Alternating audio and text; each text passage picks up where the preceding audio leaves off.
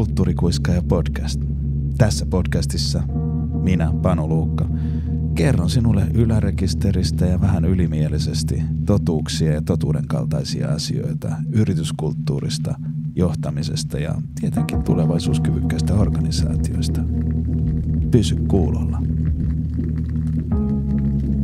Jahas. Se on kuulkaa seuraavaksi aika keskustella sitten aika älyttömän tärkeästä asiasta. Toisin kuin nuo aikaisemmat. Kulttuurijohtaminen. Mitä näitä nyt on, niin ne nyt on tuommoista teoriajapatusta. Vaikka ne oikeasti ole. Jos et ole vielä kuunnellut noita aikaisempia jaksoja, niin kannattaa nekin kuunnella. Siinä rakennetaan sitä vahvaa pohjaa sen kulttuurin ymmärtämiselle ja siten sen johtamiselle. Mutta tämän jakson teemana on siis ei enempää eikä vähempää kuin palautekulttuuri. Ja mä oon niinku ottanut tämmöisen vähän konkreettisemman aiheen tähän teoria-japatuksen sekaan ihan sen takia, että kun mä oon kiertänyt puhumassa tuosta mun uudesta kirjasta Tulevaisuuskyvykäs organisaatio, on ollut sitten puheenvuoroja tai lukupiiritapaamisia, jossa mun kirja on käsitelty, niin todella niin kuin nopeasti ja todella intensiivisesti se keskustelu kääntyy palautekulttuuriin. Ja lähtökohtaisesti ja pääsääntöisesti sen palautekulttuurin puutteeseen. Ja jos oikeasti ruvetaan miettimään sitä, että mikä olisi se käänteen tekevä voima organisaatioissa, niin jos mun pitäisi yksi asia sanoa, niin mä ehkä niin kuin nostaisin tämän palautekulttuurin niin kuin ykköspallille. Se, että jos me saadaan rakennettua sellainen kulttuuri, jos ihmiset oikeasti niin kuin janoaa oikeasta lähtökohdista palautetta ja jos me onnistutaan rakentaa kulttuuri, jossa ne ihmiset myös saa sitä palautetta oikeasta lähtökohdista, oikein annettuna, niin eihän semmoista niin kuin organisaatio pysäytä mikään, koska se on jatkuvassa kehittymisen ja parantamisen ja kasvamisen kierteessä. Mutta tämä on just se ongelma. Meillä voi olla ihmisiä organisaatioissa, jotka oikeasti haluaa palautetta. Meillä voi olla organisaatioissa ihmisiä, jotka voivat sanoa haluavansa palautetta, mutta eivät välttämättä sitä halua. Mutta se suurin haaste on, että meillä ei ole sellaista kulttuuria, jossa me osataan antaa sitä palautetta rakentavasti ja systemaattisesti. Jolloin, kun sitä kulttuuria ei ole, niin sitten se taito vastaanottaa sitä palautetta ei kehity. Yes, eli me ollaan niin kuin ison asian äärellä. Okei, aika monenlaisia, erilaisia, moninaisia niin kuin henkilöstökyselyitä nähneenä ja purkaneena ja niiden tuloksiin perehtyneenä, niin siellä löytyy oikeasti tämän palautekulttuurin osalta semmoinen tosi hauska ristiriita, eli on kyselyitä, joissa kysytään, että okei, annatko palautetta ja vastaavasti, että saatko palautetta ja pääsääntöisesti se menee niin, että 85% ihmisistä kokee antavansa palautetta ja 18% kokee saavansa palautetta, että mihin helvettiin se palaute siinä välissä katoaa. Mutta tässä onkin se juju, että se on helppo sanoa, että annetaan palautetta ja näin, mutta kuinka moni sitten kokee sitä saavansa. Eli jos pureudutaan tähän palautekulttuuriin niin kuin syvemmin, niin meidän pitää lähteä siitä niin kuin ylätason niin kuin ajatuksesta, että palautettahan on kahdenlaista. On sitä positiivista palautetta, hyvin tehty, hienosti oivallettu ja kiitos. Ja sitten on sitä korjaavaa tai rakentavaa palautetta tai millä ikinä millä nimellä sitä halutaankaan kutsua. Ei kutsuta sitä niin kuin negatiiviseksi palautteeksi, koska se on sitten saman tien. Se on niin kuin ongelma. Jos meidän pitää antaa sellaista korjaavaa palautetta, niin joku voi kokea sen niin kuin negatiivisena, mutta lähtökohtaisesti se ei ole negatiivista palautetta. Kaikki palaute on arvokasta. Ja mä oon niin kuin yrittänyt sanottaa sen niin kuin ytimeltään siihen, että meidän täytyy nähdä palaute aina lahjana. Oli se sitten se niin kuin positiivinen palaute tai oli se sitten rakentava palaute. Me palataan tuohon lahjanäkemykseen useasti vielä tämän jakson parissa. Mutta sanotaan se jo nyt ääneen. Kaikki palaute on aina lahja. No sitten se niin kuin palautteen antaminen, niin en montaa asiaa tiedä, mihin ei niin kuin kulttuurisanaa voisi niin kuin väkevämmin ja tarpeellisemmin laittaa. Et jos me puhutaan palautekulttuurista, niin meidän pitää saada nimenomaan se palaute kulttuuriin. Elikkä tämä on olla jonkun suuren kehäpäätelmän äärellä, mutta se, että kun palaute ei toimi, jos se nähdään vain yksittäisinä tekoina, sporadisina palautekuukautena tai nyt me keskitymme antamaan palautetta tai nyt kun meillä tulee kehityskeskustelut, niin siinä sitten meillä on lupa antaa palautetta esihenkilölle ja vastaanottaa ja saada palautetta esihenkilöltä, että se ei niinku toimi, vaan sen palautteen pitää olla jokapäiväistä, systemaattista ja ikään kuin jatkuvaa, jolloin siitä tulee se kulttuuri. Ja kaikki, mikä liittyy kulttuuriin, jos olet noin mun aikaisemmat jaksot kuullut, niin se kulttuuri täytyy johtaa. Se täytyy niin kuin rakentaa, että ei se oikeasti niin kuin tapahdu johtamatta. Ja erityisesti tämä palautekulttuuri, niin se täytyy systemaattisesti miettiä, että miten meillä annetaan palautetta, mistä meillä annetaan, millä välineillä ja kuka sitä antaa. Ja sitten kun me tehdään se niin kuin palautekulttuuri sellaiseksi, että se ei ole niin kuin johdon vastuulla tai esihenkilön vastuulla tai kenenkään muu, että se on meidän kaikkien vastuulla, me rakennetaan siihen tapa ja me rakennetaan siihen sanotus, joka helpottaa sen palautteen antamista, ja parhaimmillaan ehkä jopa palkitaan siitä, että joku näki vaivaa antaakseen palautetta tai uskallettiin antaa palautetta ylöspäin tai osattiin ottaa hyvin palautetta vastaan, niin sitten sitä rupeaa, sitä kulttuuria syntymään. Ja jos meillä on sitä kulttuuria, jos ei meillä ikään kuin tapahdu sitä systemaattista palautteen antamista, niin sit se kerta, kun meidän pitäisi antaa palautetta, niin siitä tulee sille antajalle liian iso ja pelottava asia. Ja sitten sieltä tulee sille vastaanottajalle semmoinen poikkeuksellinen tilanne, että nyt mä sain kutsun rehtorin kansliaan. Niin se ikään kuin se pihvi, mikä siinä palautteessa on se palaute, eikä se, että sitä annetaan tai että sitä saadaan. Vaan meidän pitäisi pystyä rakentamaan sellainen palautekulttuuri, jossa oikeasti koko ajan siitä on kaikki draama riisuttu pois siitä palautteen antamisesta tai sen vastaanottamisesta. Että me oltaisiin ikään kuin korvat höröllä kuulemassa, että mikä on se ydin, mikä on se asia, mistä mä palautteen saan ja mitä mä sillä lahjalla, jonka mä oon saanut, niin mitä mä voin sillä tehdä. Kuten todettu, niin palautetta on kahdenlaista. On sitä positiivista palautetta ja on sitten sitä korjaavaa palautetta. Jos käsitellään tämä helpompi asia, eli tämä positiivisen palautteen antaminen, niin sehän tarkoittaa sitä, että jos me saamme jonkun kiinni tekemästä jotain asiaa hyvin oikein tai poikkeuksellisesti tai mikä ikinä onkaan se termi, niin me nostettaisiin se esiin.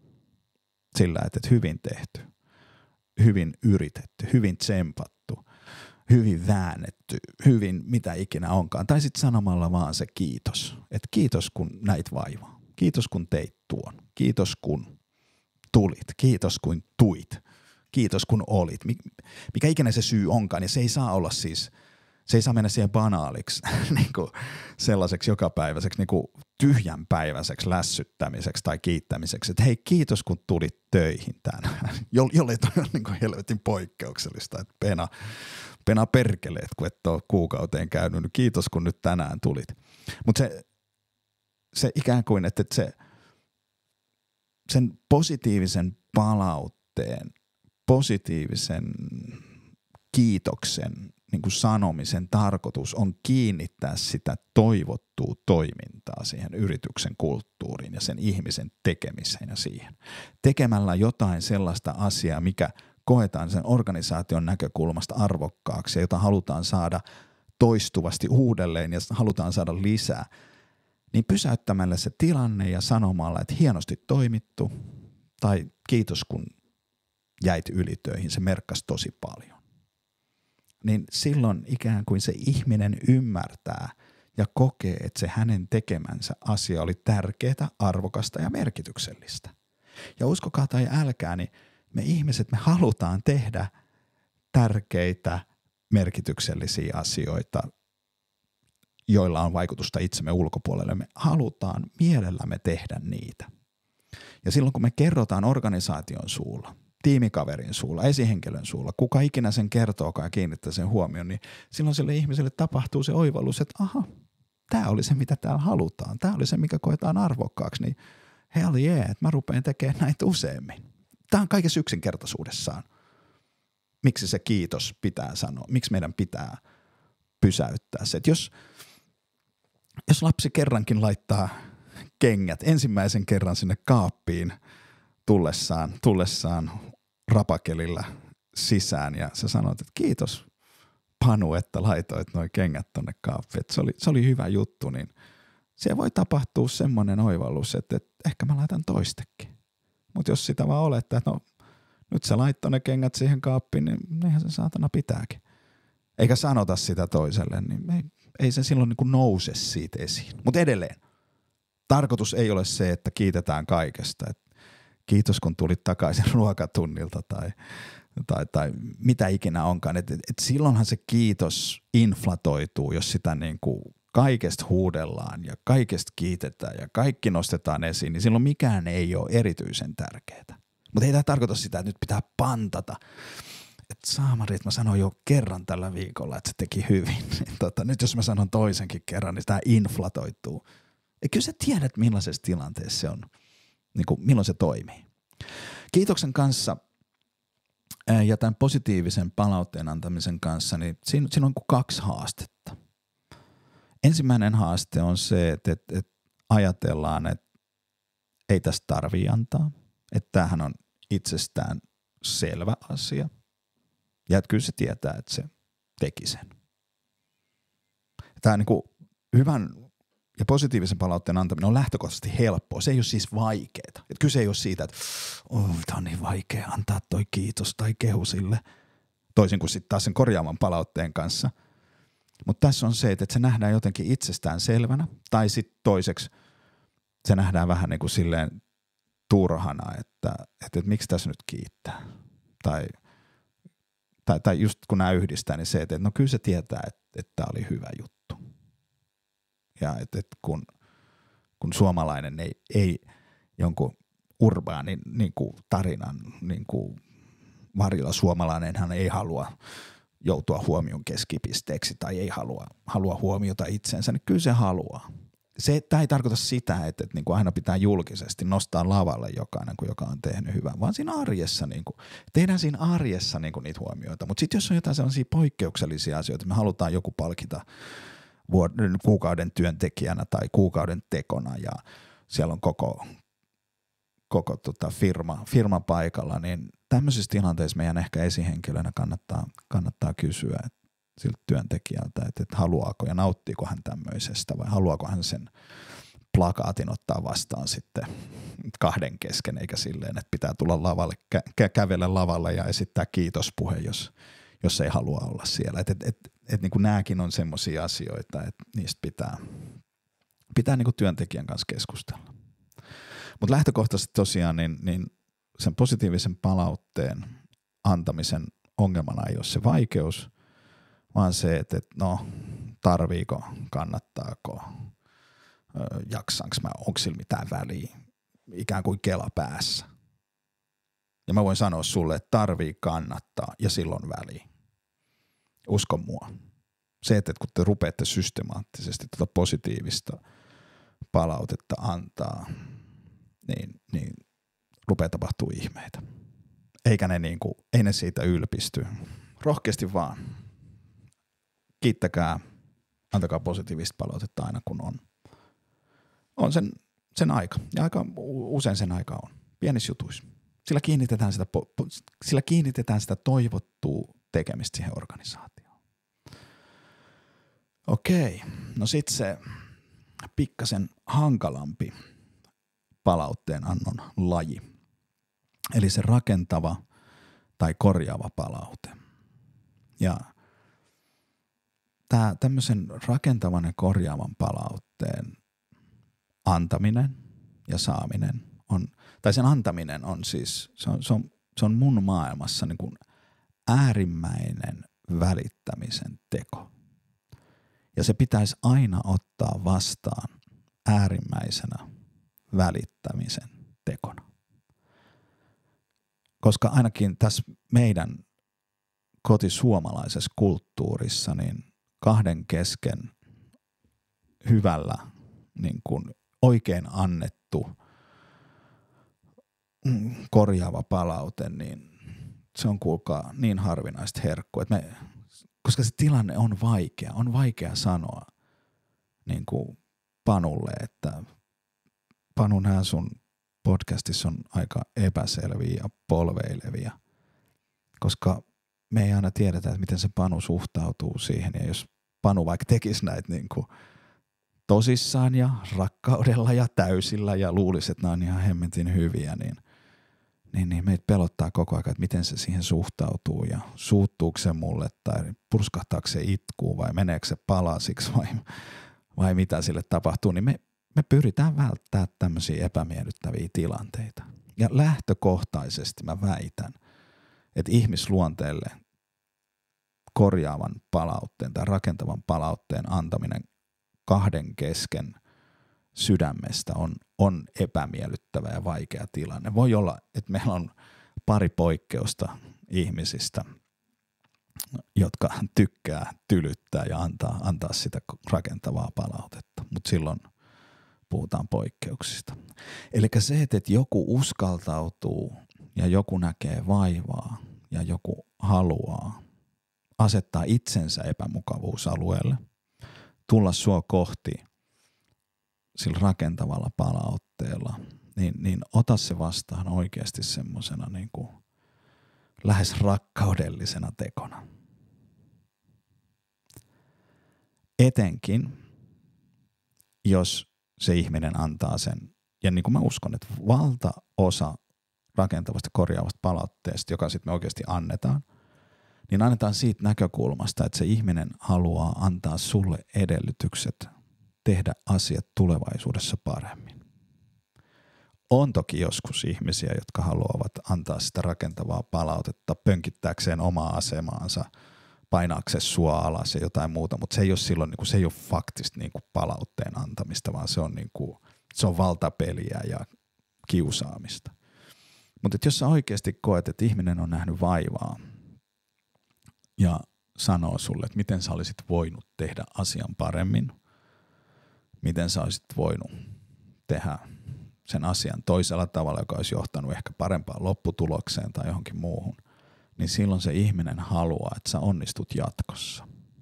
Ja se on oikeasti sen, kun palautetta antaessaan muistaa, että pitäisi se palaute antaa siitä lähtökohdasta, että miten mä mahdollistan ton ihmisen niin kuin onnistumisen tulevaisuudessa. Ja sitten vastaanottaessa, että tämä tämä ihminen, joka antaa mulle palautteen, niin se oikeasti haluaa mulle hyvää. Se haluaa mun parasta. No tämä palautteen antamisen vaikeus ajaa usein siihen tilanteeseen, että musta se kulminoituu tämmöisen paradoksaaliseen tilanteen organisaatiossa, että kaikki muut tietää penan olevan laiska, paitsi pena itse. Koska kukaan ei ole ottanut asiakseen kertoa sitä penalle. Ja sitten ikään kuin, jos mä en saa sitä palautetta mun tekemisestäni, kukaan ei ikään kuin tule korjaa mun tekemistä tai sanoa, että voisit tehdä vähän enemmän, voisit ehkä toimittaa nämä sovitut asiat aikataulussa tai voisit ehkä tehdä sillä laadulla, kun on sovittu. Niin jos en mä saa sitä palautetta siitä, että tämä oli epäkelpo suoritus, tämä oli epäkelpo lopputulema tai mikä ikinä, niin silloin mä kuvittelen, että se riittää. On tosi paljon projektitiimejä, joissa joku projektitiimin jäsen tekee jotain ja kukaan ei sano ihmiselle, että se ei ollut hyvä ja sitten ne ikään kuin korjaa sen siellä tiskin alla sen hänen tuotoksensa ja hän vaan katsoo, että okei, se vähän muuttui, mutta so not. Mutta jos ei me pysähdytä sen asian ympärille, jos ei me käydä sitä keskustelua sen ihmisen kanssa, niin hän kuvittelee, että tämä riittää. Että tämä on se, mitä tarvitaan. Sitten hän asettaa sen standardin siihen, mikä on mennyt läpi, mikä on hyväksytty, mihin ei ole palattu. Ja jostain syystä sitten todennäköisesti niin sitten se saattaa ajan saatossa koko aika vielä laskea. Ja sitten ehkä me ihmiset ollaan pikkasen sieltä perusluonteeltamme myös semmoisia niin kuin optimoijia, että me katsotaan, että riittäisiköhän tämä ja no helvetti meni läpi. Sitten mennään silleen ja seuraavalla kerralla on helppo sitten kokeilla, että no menisikö tämäkin läpi, että nyt mä en ihan hirveästi tähän panostanut, niin kappas sekin meni läpi. Ja sitten se standardi niin kuin saattaa ajan saatossa laskea. Meissä saattaa olla myös tällainen piirre, mutta se johtuu nimenomaan siitä, että jos me ei saada sitä palautetta, jos me ei pysähdytä siihen, että tämä ei ole riittävää. Jolloin se ihminen ajautuu siinä organisaatiossa semmoiseen boksiin, että sillä on maine laiskana tai deadlineista piittaamattomana tai jonain muuna, mutta kun kukaan ei koskaan sitä hänelle kerro, niin hän joutuu sellaiseen boksiin, jossa hän ei tiedä olevansa ja se vaikeuttaa hänen edellytyksiään menestyä ja selviytyä siinä organisaatiossa. Ja tämähän on melkein hemmetti kiusaamista, eikö se olekin? Se, että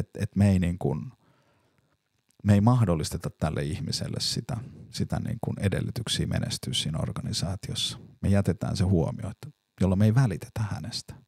Ja että se palaute on oikeasti välittämisen teko. Elikkä aina kun sä näet tai joudut tilanteeseen, jossa sä koet, että sulla olisi eväitä auttaa sitä ihmistä tekemään asioita paremmin sen palautteen avulla, niin anna se palaute. Se on sun velvollisuus. Muuten mä tuun syyttää sua työpaikkakiusaamisesta. Koska siihen loppupeleissä menee, niin kuin äsken käsiteltiin, penan keissi. Ja nyt se, niin kuin, miksi mä puhuin siitä palautekulttuurista, että se ei ole vaan niin kuin, silloin jos kukaan muu ei anna palautetta, ja sä rupeat antaa palautetta, niin sit voi olla, että vaikka se on annettu sydämestä ja välittämisen tekona, niin sä voit saada siinä organisaatiossa, jossa kaikki hymistelee sitä, miten ihanaa on ja miten hyviä me ollaan, miten täydellistä kamaa meiltä tulee ja what not. Ja sit jos sä oot se, joka rupeat yksittäin sieltä antaa palautetta, niin sä et ihan ehkä ensimmäiseksi saa sitä niinku supervälittäjän mainetta, vaan semmoisen, että miksi toi aina valittaa, miksi tolle ei kelpaa mikään, mikä siinä on. Ja jos sun halus on vaan niin kuin auttaa sun organisaatiotiimiä ja sitä yksilöä niin kuin menestyy paremmin, niin siitä voi tulla haaste. Ja tämän takia siis meidän pitää nimenomaan puhua siitä palautteen antamisesta ja palautteen vastaanottamisesta. Ja meidän täytyy tehdä siitä systemaattinen toimintamalli, joka on kaikille. Eli siitä täytyy tehdä siis kulttuuri. Me halutaan rakentaa palautekulttuuri, toimiva palautekulttuuri meidän tiimiin, meidän organisaatioon. Ja se ei, niin kuin mä sanoin, niin se ei tapahdu sillä, että toivotaan, että semmoinen syntyy. Vaan sitten pitää oikeasti puhua. Ja helpoinhan se on aloittaa sen oman tiimin kesken. Että se, että me lähdetään niin kuin organisaatioon luomaan palautekulttuuri sieltä ylhäältä niin kuin kaikille, niin totta kai meidän täytyy tehdä sitäkin ja meidän täytyy puhua siitä, miten se palaute on tärkeää, miten se on, miten niin kuin ensiarvoisen niin kuin oleellista meille on saada palautetta kaikilla tasoilla. Niin me voidaan puhua sitä siellä ylätasolla, mutta kaikkein paras tapa aloittaa organisaatiossa palautekulttuurin muuttaminen on pitää tiimipalaveri ja käsitellä sitä, että miten me suhtaudutaan palautteeseen. Ja että eikö olisi hyödyllistä, että rupeaisimme antamaan palautetta niin kuin matalalla kynnyksellä. Ja sitten sen jälkeen mun on tosi vaikea nähdä sitä sellaista tiimikeskustelua, sanoa, että eikö. Kyllä me pärjätään, ei me halua palautetta. Mä oon harvoin ollut tilanteessa, jos kukaan on sanonut, että mä en haluaisi palautetta tai mä en haluaisi, että meillä saisi enemmän palautetta. Että ainakin niin kuin tarinallisella semmoisella pintatasolla niin voisin kuvitella, että kaikki sanoisivat, että erittäin hyvä idea, erittäin tärkeä juttu, lähdetään kehittämään palautetta. Että olisi todella hyödyllistä, jos meillä saisi enemmän palautetta. No niin, nyt meillä on se ikään kuin buy-in nostettu siltä tiimiltä. Sen jälkeen meidän pitää ihan oikeasti niin kun sit lähteä puhumaan siitä, ei pelkästään tosiaan tuosta, että olisiko se kiva, vaan että miten me halutaan sitä palautetta.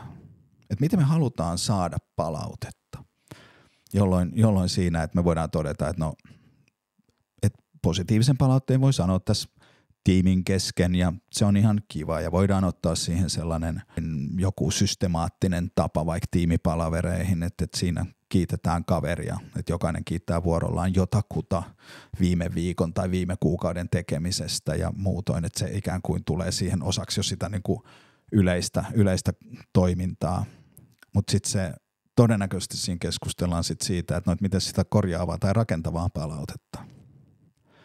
Niin siinä varmaan keskeistä on se, että kaikki sanoo, että sen mielellään ottaisi kahden kesken. Ja sitten sovitaan, että okei, miten me se sitä sitten annetaan. Että millä tavalla kukin haluaa palautetta, jossa sitten joku voi sanoa, että mä haluan sen mahdollisimman suoraan ja mä haluan sen mahdollisimman nopeasti ja mulle ei tarvitse kertoa niinku ratkaisuehdotuksia, vaan nostaa vaan esiin se asia, että missä on. Että kyllä mä sitten keksin itse ne tavat, miten mä sitä muutan ja toinen voi sanoa, että mä oon tosi huono ottaa palautetta, että mä toivoisin, että se otetaan kahden kesken, mutta niin kuin hellästi ja mä menen niin lukkoon siitä palautteesta, että kun annat mulle sen, niin juokse sitten pakoon ennen kuin mä räjähdän tai mitä ikinä onkaan. Mutta siis keskustelkaa se siinä tiimissä oikein konkreettisella tasolla niin kuin yhdessä, että miten te toivotte saavanne palautetta. Kun ensiksi meillä on se buy-in siihen, että kaikki haluaa palautetta, niin sitten käydään läpi se, että miten sitä positiivista palautetta halutaan ja miten sitten sitä rakentavaa palautetta. Niin sen jälkeen ikään kuin meillä on se toimintamalli olemassa. Ja sitten sovitaan, että jotta me saadaan se ikään kuin siihen meidän arkeen, niin sovitaan, että keskustellaan siitä siinä tiimipalaverissa systemaattisesti, että ollaanko me ruvettu antaa palautetta, kuka on saanut palautetta, miltä se on tuntunut, jne. Ja sitten voidaan tehdä vaikka skabaa, että se joka antaa, että jokaisen tehtävän olisi antaa se 5 kiitosta ja 5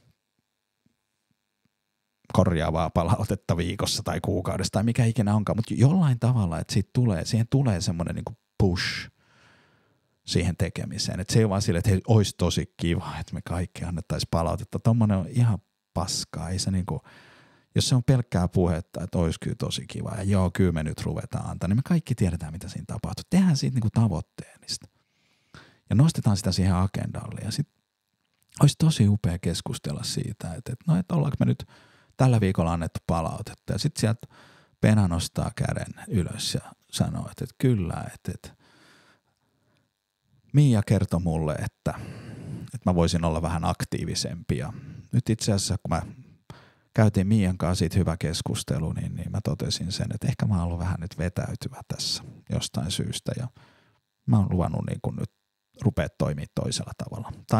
Tai mikä ikinä se onkaan. Niin sit siitä tulee, kun me ruvetaan puhua siitä asiasta, niin siitä tulee niin kuin arkipäivää. Että se ei olekaan, että voi joku sanoa, että mä sain, että mun täytyy kyllä nyt sanoa, että sit mä sain Panulta palautetta, että se oli vähän liian suora mulle, että mä niin kuin menin ihan lukkoon siitä ja musta se oli vähän epäreilu. Niin sit taas, jos me saataisiin toikin sanottua ääneen tommosessa tilanteessa, niin onhan se nyt siis, wow. Silloin me oltaisiin jonkun niin kuin tosi niin kuin oikein ytimessä. Totta kai en toivo, että se menee tolleen negatiivisen kautta, mutta heti jos me saadaan se, mitä enemmän me keskustellaan siitä, niin sitä arkipäiväisempi siitä tulee. Ja mitä enemmän me ruvetaan antaa sitä palautetta, niin sitä enemmän sitä tapahtuu. Se kynnys sen antamiseen madaltuu, kun kaikki saa joka suunnasta koko aika ja paljon sitä palautetta, niin sitten se on vaan osa sitä meidän arkea. Ja siitä on palautekulttuurissa kyse. Unohdin tuossa aikaisemmin, kun puhuin korjaavasta palautteesta, niin unohdin tämmöisen hauskan knoppimuistisäännön antaa siihen, että miten siihen korjaavaan palautteeseen pitäisi suhtautua. Niin Mikko Aalto, pappi ja johtamisvalmentaja, vuonna 2002 kirjoittanut kirjan, jonka nimi on mun mielestä semmoinen, että sen kun muistaa, niin silloin tietää, miten pitäisi suhtautua siihen rakentavan tai korjaavan palautteen antamiseen. Eli Mikon kirjan nimi oli siis Parjaavasta kolautteesta korjaavaan palautteeseen. Niin muista toi, kun rupeat antaa sitä korjaavaa palautetta, niin se kertoo mun mielestä hyvin sen tyylin, miten se pitäisi tehdä. No hyvä.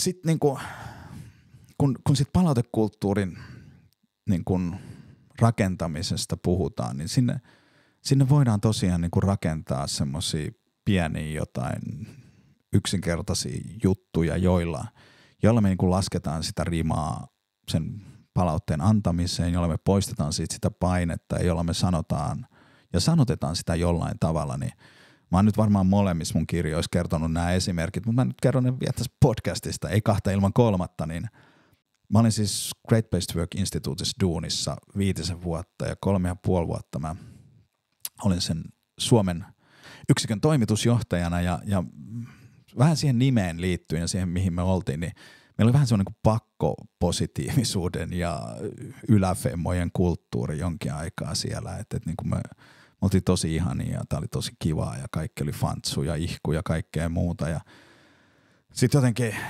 havahduttiin siihen, että kyllä meidän toiminta ei kehity, jos kaikki on aina ihkuu, fantsuu ja kaikkea, niin sitten me ruvettiin miettimään sitä, että okei, meidän täytyy lisätä palautteen antamista, jotta me pystytään ruuvaa sitä meidän tekemistä niin kuin uudelle tasolle ja parantaa sitä meidän tekemistä, niin me sanotettiin siis tämä ja nostettiin esiin tämä ikään kuin palautteen antaminen siten, että me vaan sanotettiin, että meillä palaute on aina lahja.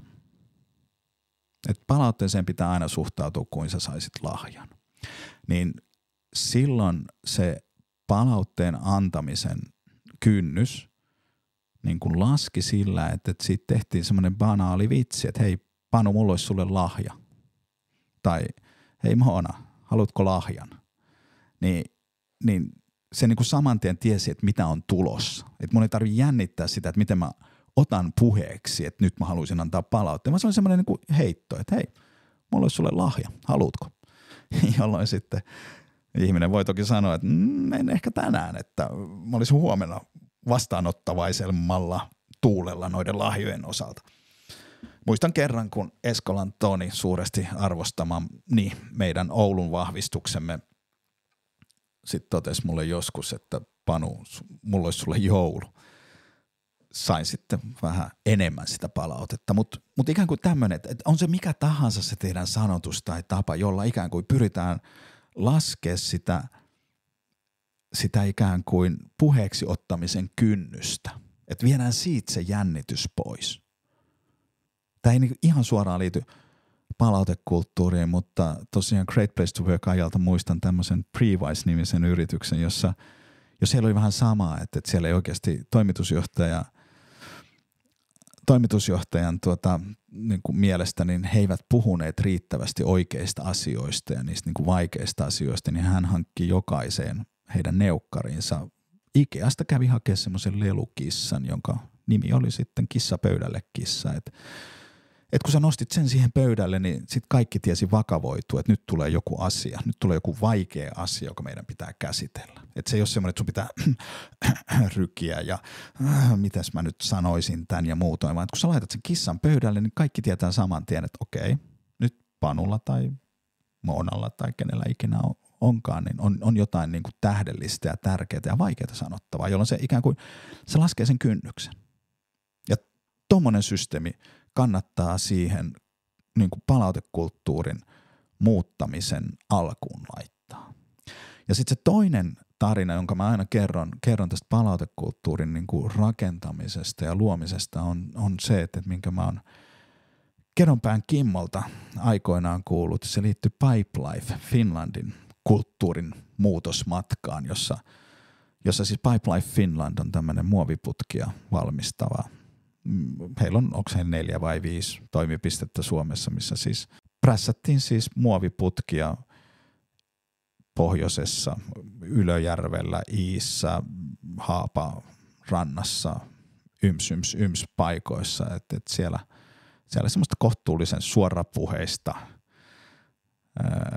mies oletettu ja todennäköisesti paljon, niin se kulttuuri voi olla välillä aika suorapuheista tai sitten se voi olla sellaista kyräilevää, että saatana tuokaa tuossa hommiaan kunnolla tee, mutta enpä nyt sano, mutta näytän kuitenkin. Niin he halusivat niin kuin parantaa sitä dialogia, vuorovaikutusta ja sitten sen toiminnan kehittämisestä sillä, että pystyttäisiin antamaan palautetta rakentavasti. Ja siinä ehkä erityisen niin kuin tärkeäksi nousi se palautteen vastaanottamisen niin kuin taito. Ja musta on ihan nerokas niin kuin prosessi siinä, että kun sä saat palautetta, kun sulle annetaan palautetta jostain, mitä sä voisit tehdä paremmin tai mikä meni huonosti tai joku muu, niin se mitä sä saat välittömästi siinä hetkessä sanoa ja tehdä on vaan se, että sä saat sanoa kiitos. Muistatteko te? Palaute on lahja. No nyt sä saat lahjan, niin ainoa mitä sä saat sanoa siinä on kiitos. Ja se tilanne loppuu siihen. Jos se on semmoinen, että se on sun mielestä niin kuin väärin perustein annettu palaute tai huono palaute tai joku muu, niin sä saat palata siihen sitten seuraavana päivänä, mutta sitten leikataan se tunnereaktio pois.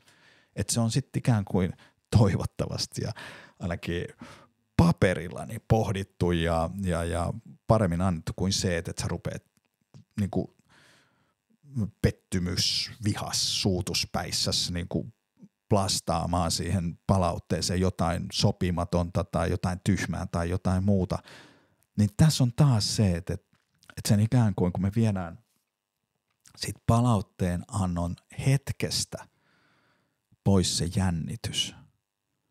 Siitä, että mä tiedän, kun mä annan sille sen palautteen, niin se kuuntelee sen ja sitten sanoo kiitos ja sitten mä pääsen liukenemaan siitä tilanteesta. Niin se voi laskea sitä rimaa, ottaa se asia puheeksi. Ja kun tästähän siinä on kyse, meidän pitää laskea rimaa näiden palautteiden antamiseen, jotta se olisi mahdollisimman helppoa meille, jotta me annettaisiin sitä, jotta meillä olisi tapa osata ottaa sitä vastaan. Niin tässä hyvin yksinkertaisia, banaaleja niin kuin esimerkkejä siitä, mutta että jollain tommosilla tavoilla sitä palautekulttuuria voidaan lähteä niin kuin muovaamaan. Yksi jyrkkä ei tähän palautteeseen antamiseen. Silloin kun mä aloittelin uraani joskus kauan aikaa sitten henkilöstöjohtajana, niin silloin meillä oli tosi trendikästä oli tämmöinen hampurilaispalautteen antamisen. Et sitä opeteltiin kaikissa, niin kuin, kaikissa työpaikoissa ja kaikissa valmennuksissa ja kaikissa esihenkilöpäivissä, niin nyt opetellaan antaa hampurilaispalautetta, joka on idealtaan se, että me annetaan ensiksi vähän jotain positiivista sanotaan tälle ihmiselle, sitten me annetaan se korjaava palaute ja sitten se keskustelu pitää päättää johonkin positiiviseen. kaunis ajatus, eikö se ole? Mutta et sitten jossain kohtaa sä rupeat niinku hiffaa, että fuck, että tässä on tulossa palautetta, kun se kehuu nyt mun fledaa. ja sitten sieltä tulee se joku palaute ja sitten sä vaan odotat, että okei, no nyt tulee sitten se toinen niinku sämpylän puolikas tähän näin tämän pihvin ympärille. Ja se mikä se ongelma oli siinä, että kun taas edelleen se ei niinku laske sen niinku oikein sen pihvin niinku sanomisen vaikeutta sen niinku palautteen antajan näkökulmasta, niin sitten se mitä siinä usein tapahtuu on se, että sä päädyt tekemään niistä niinku sämpylöistä niin pörrösiä ja pehmeitä ja isoja, että sitten se pihvi oikeasti häviää siinä. Että se ihminen ei välttämättä kokenutkaan saavansa sitten oikeasti korjaavaa palautetta, että se ikään kuin ohitettiin niin kuin semmoisena kuriositeettina siinä keskustelussa. Ja sitten kaikki on niin kuin pois lähteneet. Se esihenkilö tietää, että se meni päin helvettiin ja sitten se työntekijä, joka sai palautetta, niin on silleen, että mitähän tässä oikein tapahtui. Että sulla on pannut kiva tukka ja ei mennyt se viime podcasti nyt ihan putkeen, mutta oi vitsi, että sä oot kyllä jotenkin tänään energisellä päällä. Okei, jotain tapahtuu. No sit se niinku, mä lopetan tämän ihan kohta, mä päästän sut ihan kohta pois, mutta mä niinku tuun lopettaa tämän sillä, että mä annan sulle niinku 5 vinkkiä siitä, että miten antaa sitä niinku korjaavaa palautetta, mutta mä haluan vielä niinku palata siihen teemaan, kun mä oon sanonut koko ajan, että miten tärkeää tää on tää palautteen antaminen. Niin semmoinen yksi kulma, joka niinku usein siitä palautteen antamisesta, miksi se on tärkeää ja miksi mun esihenkilönä tai miksi mun kollegana tai miksi mun johtajana pitäisi tehdä sitä, niin siellä on se kehittäminen ja siellä on se niinku ihmisen pelaaminen paremmaksi. Se on niinku aika helposti ymmärrettävissä. Kun käy keskustelua näistä palautekulttuurista, niin toi usein muistetaan. Mutta sitten mä oon muutamassa kohdassa, kun on päästy keskustelemaan siitä sen niinku isossa kuvassa sen palautteen antamisen niinku tärkeydestä, niin monelle henkilölle sen keskustelun aikana on tullut niinku sellaisena niinku tietyllä tavalla positiivisena yllätyksenä, että tässä on vielä yksi dimensio, mikä on äärimmäisen tärkeää. Ja se dimensio on se, että kun meillä on se palautekulttuuri kondiksessa, niin me rakennetaan sillä vahvaa luottamusta, että mä voin luottaa siihen, että mulle kerrotaan, jos mun tekeminen ei riitä. Mä voin luottaa siihen, että mä saan palautetta siitä, että jos mä teen vääriä asioita. Mä voin luottaa siihen, että mun markkina-arvosta ja mun ikään kuin relevanssista pidetään tässä organisaatiossa huolta. Eli mä luotan siihen. Se luo luottamusta tekemiseen ja olemiseen, eli se luo turvan tunnetta. Et niin kauan, kun mä tiedän, että mä saan palautetta, jos mä teen jotain väärin ja mä saan kiitosta, kun mä teen jotain oikein, niin silloin se luo sitä turvaa, että mulle käy täällä hyvin. Ja että musta välitetään ja mua halutaan pitää mukana. Se heitteille jättö, että me ei anneta sitä palautetta, ei positiivista eikä sitä rakentavaa, niin sehän on ihan pahinta sille ihmiselle. Negatiivinen palaute, nyt kutsutaan niin kuin negatiiviseksi. Negatiivinenkin palaute kertoo sille ihmiselle, että se on olemassa. Siis niin kuin huonosti annettu rakentava palaute. Niin tutkimukset osoittaa, että tällaiset niin kuin negatiivista palautetta saavat ihmiset ovat tyytyväisempiä ja sitoutuneempia organisaatioonsa kuin ne, jotka jätetään täysin heitteille ja huomioitta.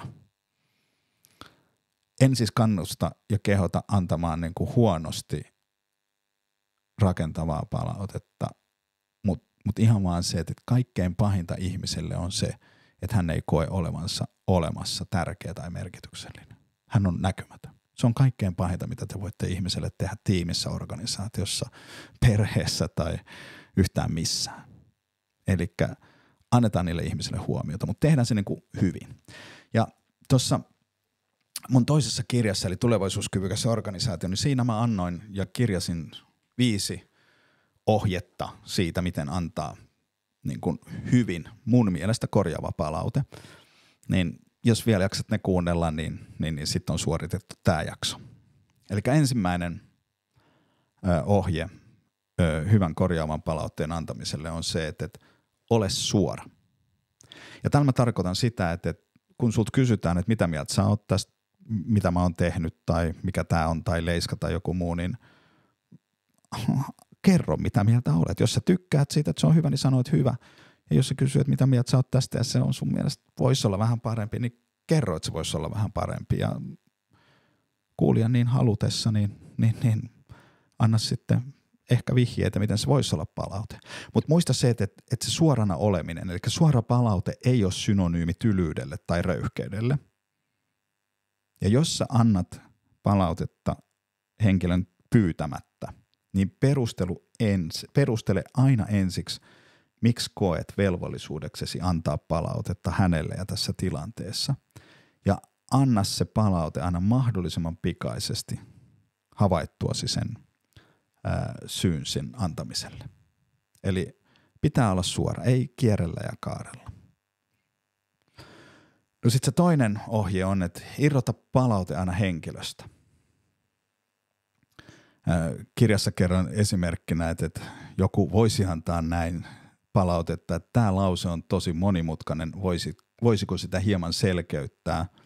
On parempi palaute kuin, että onko sulla pahakin dysleksia, kun kirjoitat tällaisia lauseita. Eli anna palaute teosta, tekemättä jättämisestä tai virheellisestä kautta puutteellisesta tavasta tehdä. Älä koskaan anna sitä palautetta henkilöstä tai hänen persoonastaan. Pena, kun sä oot laiska, niin sä et varmaan tehnyt on väärä tapa antaa palautetta. Hyvä. No kolmas ohje on se, että kohtele toista ihmistä arvostavasti. Se on hassua, että mun pitää kirjoittaa tämmöinen ohje niin kuin tähän kohtaan, mutta tämä liittyy kaikkeen. Totta kai sun aina pitää kohdella toista ihmistä arvostavasti. Myös ikään kuin tässä ja erityisesti tämmöisessä tilanteessa, kun sä oot antamassa sitä korjaavaa palautetta. Eli anna se palaute siten, että se toinen kokee tulleensa kohdatuksi ja arvostetuksi. Älä niin kuin palautetta antaessasi, niin älä asetu kenenkään yläpuolelle, äläkä alapuolella. Et kohtaa se toinen aina tasavertaisena. Niin sitten tasavertaisuuden kokemuksesta tulee hyvä ja rakentava. 4. ohje on se, että hyväksy mahdolliset tunnereaktiot, älä pelkää niitä. Oikeinkin annettu palaute saattaa herättää vastaanottajassa tunnereaktioita. Saattaa ruveta itkemään, saattaa suuttua, saattaa mitä ikinä voikaan, mutta siinä niinku älä pelkää sitä reaktioa. Anna niille aikaa ja ota ne vastaan. Se, että palautteen saajan ääni saattaa nousta, silmät kostuu ja mieli mustuu, niin se on ihan luonnollinen niin kuin reaktio. Niin älä jätä antamatta sitä palautetta sen takia, että sä pelkäät, että miten se ikään kuin ihminen reagoi. Ota se vastaan ja anna sille tilaa. Mutta erittäin hyvä tapa on se, että saa sanoa vain kiitos. No, sitten se viimeinen ja ehkä tärkein pointti on, että anna palaute aina siitä lähtökohdasta, että palautteen saaja voi kasvaa ja kehittyä palautteesi ansiosta. Anna palaute aina siitä lähtökohdasta, että palautteen saaja voi kasvaa ja kehittyä palautteesi ansiosta. Silloin kun toi on se lähtökohta, josta sä annat palautetta, niin silloin sä tulet panostaa siihen tapaan, jolla sä annat. Ja se ihminen aivan varmasti kokee sen, kun se tulee sulle sydämestä. No niin. Nyt on semmoinen 50 minuuttia tarinoitu palautteesta ja palautteen antamisesta ja palautteen vastaanottamisesta. Jotta tämä muuttuu puheesta teoiksi, niin sä voit harjoitella palautteen antamista vaikka sillä, että lähetät mulle palautetta tästä jaksosta, podcast-sarjasta, mun kirjoista, mistä ikinä. laita mulle joko ruusui tai risui tai molempia tai mikä ikinä. Mä otan sen kiitollisuudella vastaan ja luen kaikki palautteet ja pyrin kehittämään toimintaani saadun palautteen perusteella. On se sitten kumpaa vaan. Palautettahan sä voit antaa jopa tästä podcast-jaksosta suoraan. Etenkin jos kuuntelet Spotifyssa, niin tässähän on tämmönen kommenttikenttä, niin voit kirjoittaa siihen. Löydät mut linkkarista, voit antaa siellä palautetta, tai sit voit lähettää mulle panu@naku.fi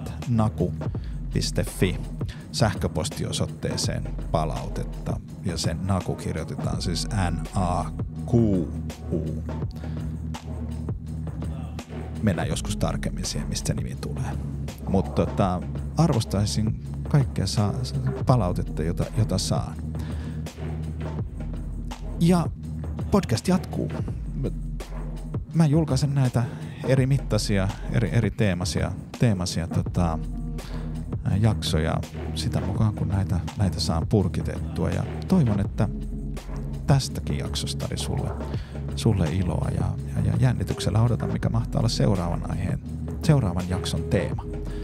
En tiedä, jännitätkö sinä, mutta ainakin toinen meistä jännittää. Kiitos, kun olit mukana. Äärimmäisen hyvää työpäivän jatkoa. Moi!